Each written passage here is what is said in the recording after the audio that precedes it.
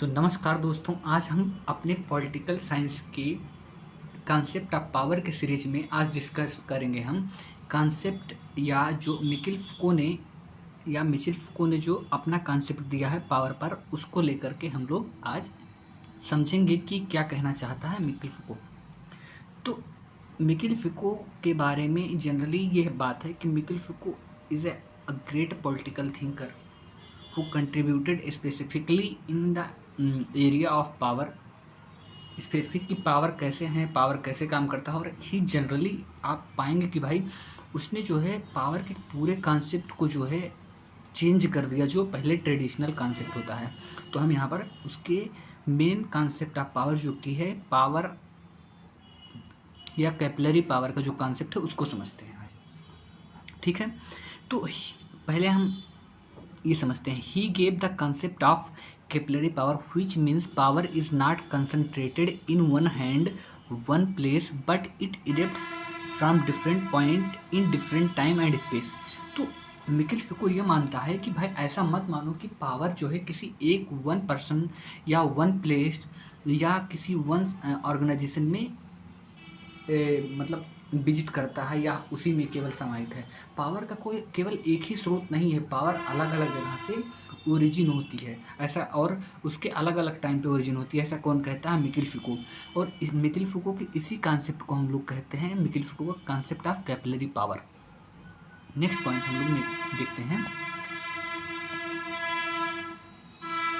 He gave the concept of bio power which means our body is trained to be like something.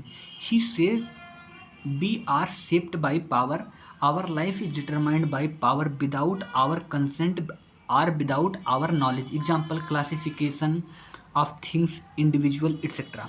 मतलब Mitchell Foucault ये कहता है, Mitchell फुको ने ही जो concept of bio power दिया है, ये किसने दिया है?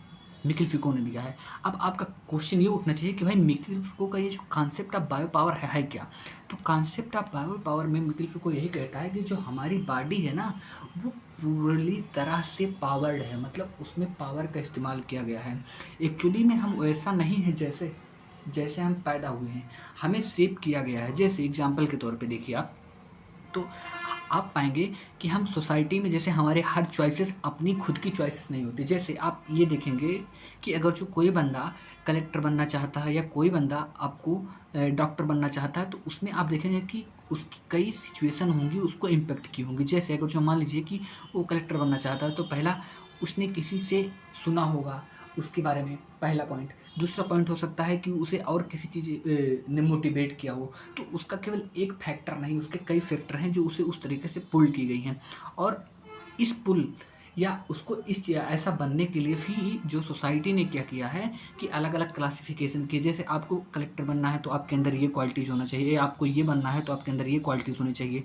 ये क्वालिटीज़ को भी सोसाइटी ही डिफाइन करती है। तो यही कहता है मिचेल फुको अपने कॉन्सेप्ट ऑफ बायो पावर में कि हमारी बॉडी जो है ट्रेंड की गई है कि हमें ऐसा बनना है, ना कि हम वैसे हैं जैसे पैदा हुए थे या नेचुरली हम जैसे हैं। और ये जो पावर है ना, वो हमारे बिना जानकारी के हमारे ऊपर इस्तेमाल की जाती है। हमें पता ही नहीं होता है कि कोई हमारे ऊपर पावर इस्तेमाल करता है। एग्जाम्पल के तौर पे आप देखो भाई कि जैसे मान लीजिए कि हमारे फैमिली में ऐसा क्यों है कि हम जो मतलब गार्जियन हैं हमारे या जो ओल्ड एज पीपल के लोग हैं, उनकी बात क्यों माने, उनकी बात हम क्यों माने?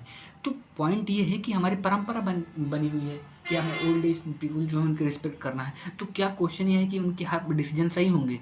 ये भी इसकी कोई गारंटी नहीं है।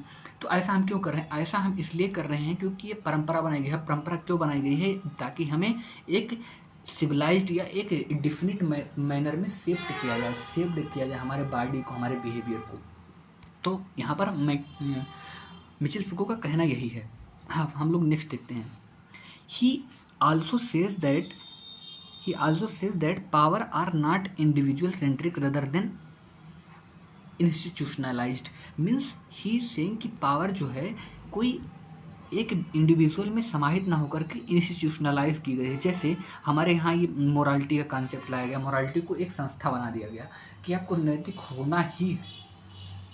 या कोई भी चीज़ें एक हो गई हैं, तो उसको एक जो परंपरा बन गई है उसको एक इंस्टीट्यूशनलाइज कर दिया गया है। जैसे डिसिप्लिन को मानता है कि डिसिप्लिन एक इम्पॉर्टेंट सोर्स है पावर को इस्तेमाल करने का।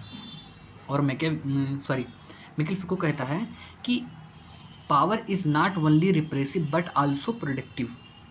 और ये उसकी बहुत ही इम्पॉर्टेंट एंड यूनिक पॉइंट है कि वह मानता है कि पावर केवल हमेशा दबाने के लिए ही नहीं होता है, वो कभी कभी प्रोडक्टिव भी होता है। जैसे मान लीजिए कि मुझे ट्रेंड किया जा रहा है कि मैं एक अच्छे मैनर में बिहेव करूँ, तो इसमें बुराई क्या है? अगर जो मैं अच्छे मैनर में बिहेव करूँगा तो सोसाइटी में हारमोनी रहेगी, और सोसाइटी में क्या होगा, हारमोनी रहेगी, और हारमोनी से क्या होगा कि सोशल कैपिटल बढ़ेगा, और सोशल कैपिटल बढ़ेगा तो हमारी इकोनॉमिक ग्रोथ होगा।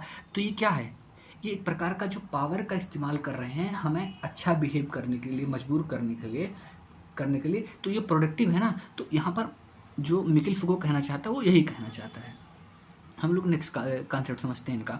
ही गिव द कॉन्सेप्ट ऑफ गवर्नमेंटालिटी।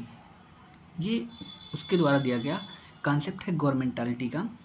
वो कहता है कि गवर्नमेंटालिटी वैसे होती क्या है, तो वो खुद डिफाइन करता है। कौन? मिकेल फुको डिफाइन करता है कि governmentality is a technique required for regulating and controlling people's behaviour. मतलब लोगों के जो व्यवहार हैं उनको कंट्रोल करने के लिए, रेगुलेट करने के लिए जो हम तकनीकी अपनाते हैं उसको किसने? मिकेल फुको ने कहा है कि वो गवर्नमेंटालिटी है। ठीक है। और मिकेल फुको कहता है कि गवर्नमेंटालिटी इन्वॉल्व ये फॉलोइंग टेक्निक की। गवर्नमेंटालिटी के अंदर कौन कौन से टेक्निक इस्तेमाल किए जाते हैं हमें हमारी बिहेवियर को रेगुलेट करने और कंट्रोल करने के लिए। जैसे keeping records of citizen birth and death, भाई उनका बर्थ और डेथ का रिकॉर्ड रखना।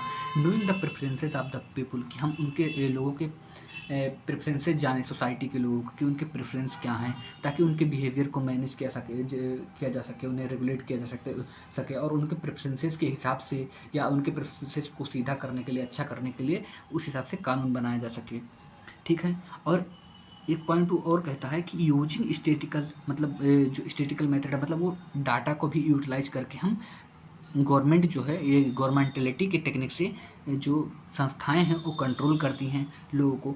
तो एक सिंपल बात पॉइंट में अगर जो कंक्लूड किया जाए कि मिकेल फुको क्या कहता है, तो मिकेल फुको यही कहता है कि पावर किसी एक जगह से इरप्ट नहीं होता, पहला पॉइंट। दूसरा कि पावर का कोई एक प्लेस नहीं है।